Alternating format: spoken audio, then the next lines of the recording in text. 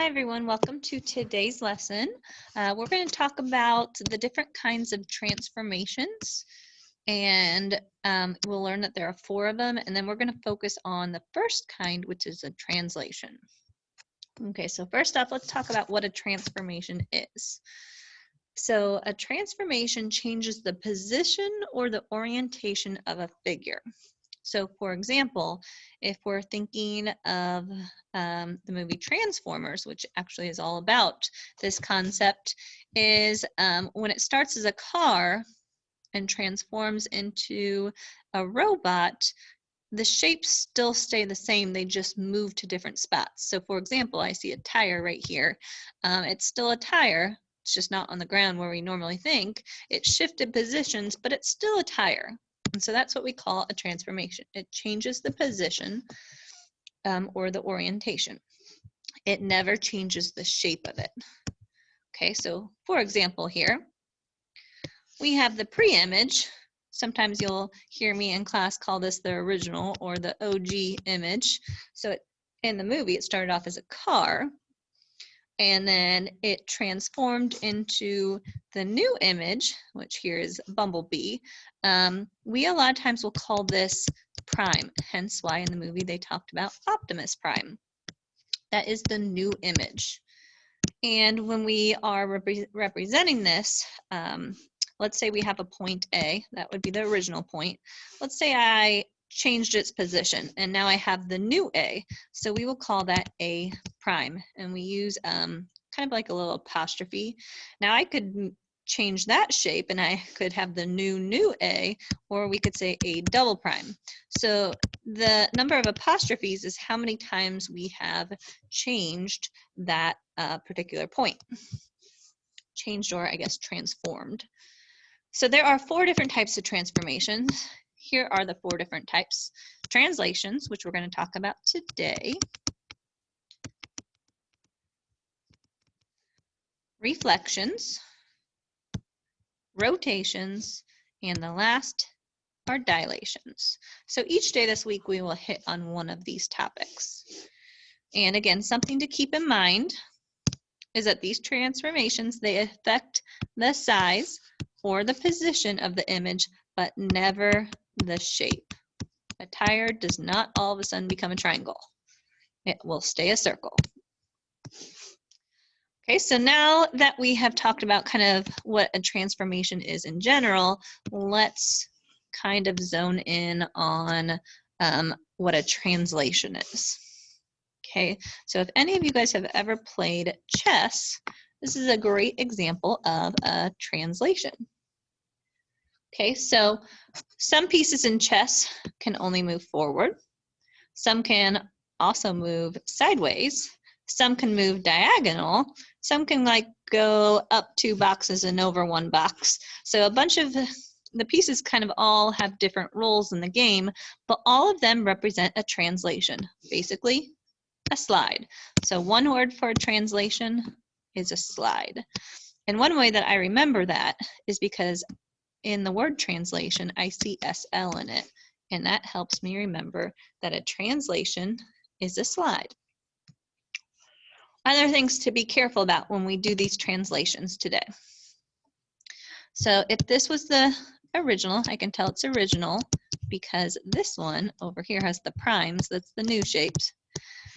Notice point A went 6 straight to the right to get A prime. Point B also went 6 straight to the right. Same with point C, 6 straight to the right. Each point has to go the same direction in the same number of spaces. Else, it would not be a correct translation. Okay, other thing to think about, and this kind of helps me check my answer at the end. If you think about these triangles and you compare them, you can see that they're, other than the color, they're the exact same shape. They're both triangles. They're the exact same size. They look identical. Okay, so a lot of times we'll talk about things being equal. We never say shapes are equal. We use a different vocabulary word. We say that shapes are congruent. So when we do a translation, we should always have congruent figures. That means that they are the same shape and same size. They should look exactly the same. And as you know, in math, a lot of times we shorten phrases, or we have symbols that represent certain words. So a lot of times we will use a symbol for the word congruent, and because it's kind of like the shapes are equal, but we don't say that, it does have an equals in the symbol, but then it has a sideways S for similar. So this, if you see this symbol ever, that means the word congruent. So same shape, same size. Okay, so now that we've kind of talked about what a transformation was, we said there are 4 of them. We honed in on translations. Now let's do a few examples. So translate, again, means to slide. So I'm going to slide this figure 4 units to the right. Now, you guys cannot just pick up the figure and slide it over 1, 2, 3, 4. So how you do this on paper is you do it point by point. So I'm going to start with the point A. I'm going to go just 4 to the right. And that's the new A. Remember, we call the new A prime. And then we'll do the next point. We'll do B. So go 1, 2, 3, 4, and that would be B prime. Same with C. Probably should not use purple. So I'm going to do 1, 2, 3, 4. That is C prime. And last, I'm going to connect my 3 points to get my triangle.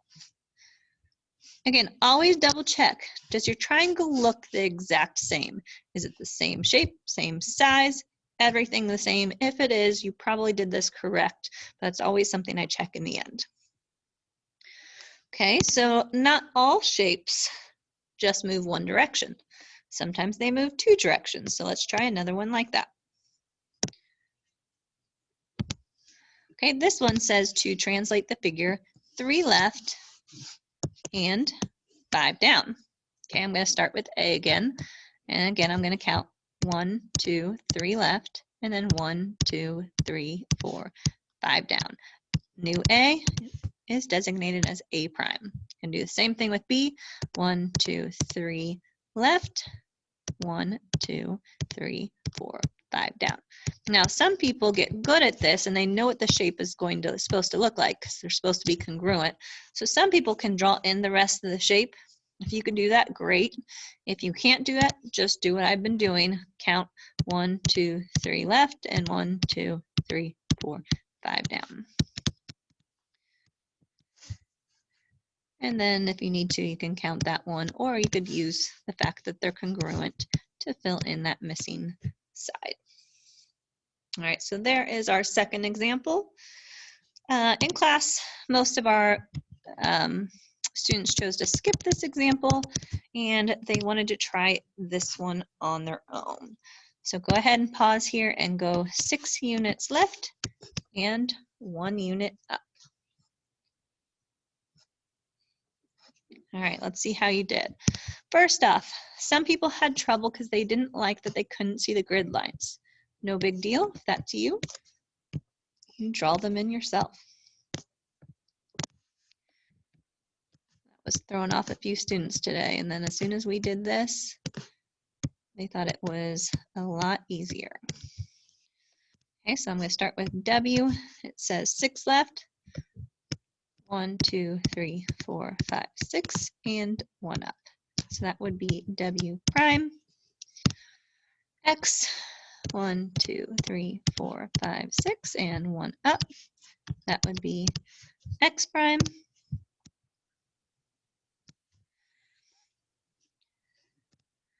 We would do Z, 1, 2, 3, 4, 5, 6, 1 up. That would be Z prime. And last one, let's do Y. So 1, 2, 3, 4, 5, 6, and 1 up. And double check, my shape should look the same. It does. That's a good sign. All right, so hopefully you guys got this one right. I'm going to show you another type of question, a way that you might see this on your test.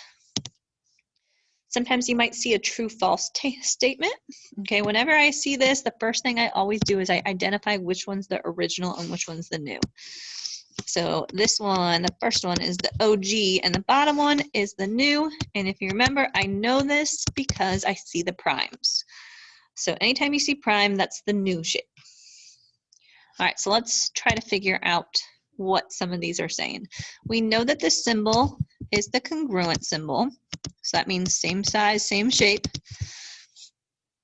And then this, you guys might not have seen this before, but that means line segment XY. So there is line segment XY. And so this one over here would be line segment X prime and Y prime. So I'm just going to draw that line. Okay, so the question is, are those the same size, same shape? Well, they're both a line. Let's see if they're the same size.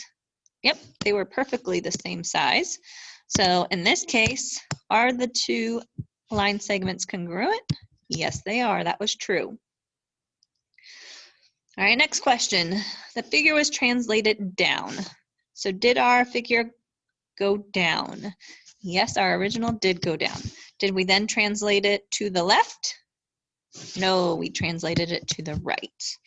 So this is one way that you might see some questions worded. Okay, well, let's try the last thing, and this is as hard as it gets here. So we talked about how sometimes we shorten math phrases by using symbols or numbers. This is one of those cases. So instead of me telling you to translate it 5 units to the right and 2 down, you might see it written like this.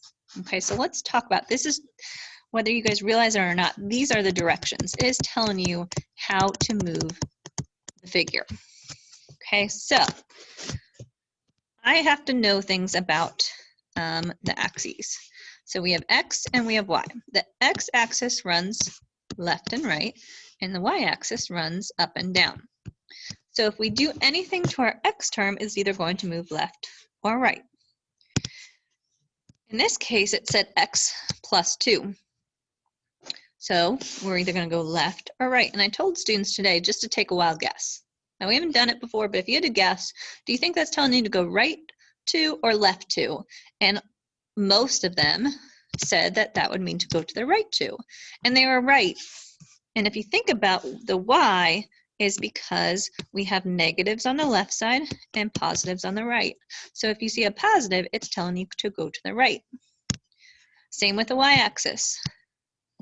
It's telling you -3. Do you think that's up or do you think that's down? Well, we always have our positives up and our negatives down, so this is telling you to go down 3. So these directions, using symbols and numbers, is telling you to shift your image or translate it 2 to the right and 3 down. All right, so let's practice a few of these. And by the way, this is called coordinate notation. Okay, so let's look at this.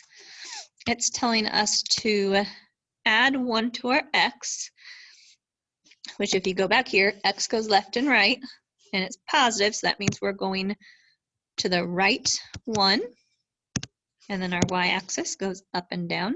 Since it's negative, we're going down 5. Okay, so let's go ahead and draw this picture. I'm going to go right 1, down 1, 2, 3, 4, 5. That's A prime. Same with B, right 1, down 5, B prime, and C, right 1, down 5, or C prime. All right, so I'm going to kind of explain where the coordinate notation comes from. So if I look at my A, I'm going to use pink here for A. The original A, if I named the point as a ordered pair, it was left 2, so -2, and it was up 5. Okay. If I name my new point, it is -1, 0. So that would be our A prime.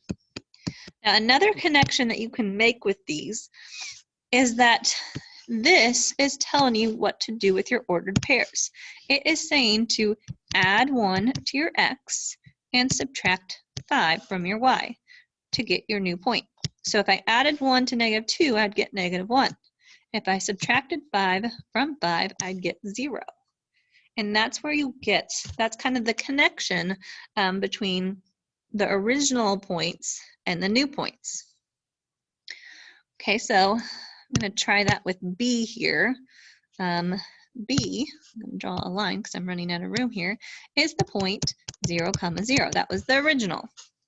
If I follow the rule of add 1, subtract 5, my new B would be 1, -5.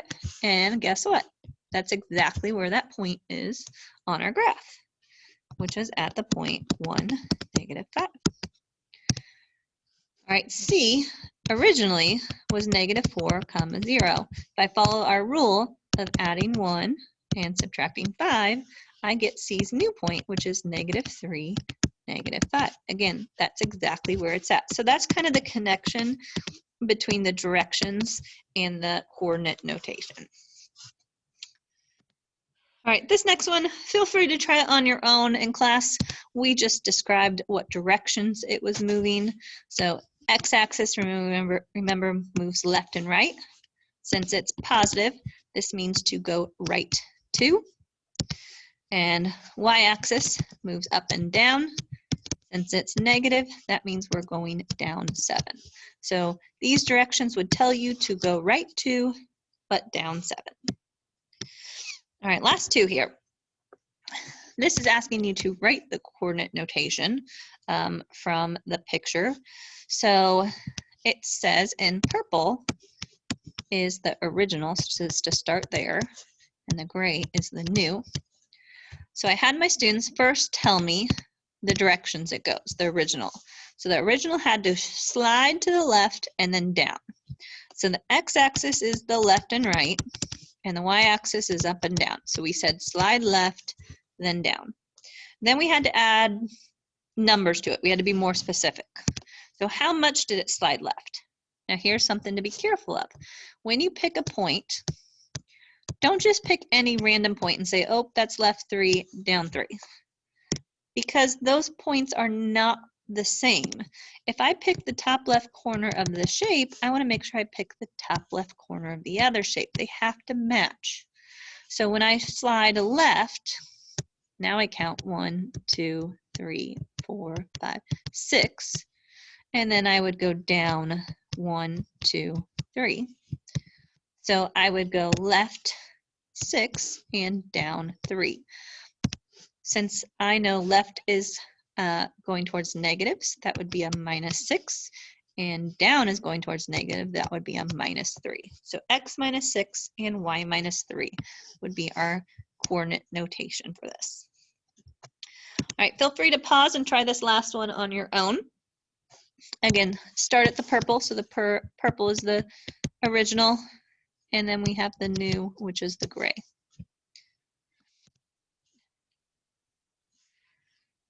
Right. If I talked about the changes on this one, it did not go left or right at all. That one stayed. The Y, if we start at the original, the purple, I have to go up. Now I just need the numbers. How much did I have to go up? So 1, 2, 3, 4, 5, 6. So one way of writing this, some people wanted to put a 0 there, so a +0. Just make sure you put a plus or minus there. And then up means positive. That is one way. A better way, actually, though, of writing it is to take out the +0 and just say that x stays, and then y +6. Those are your two options.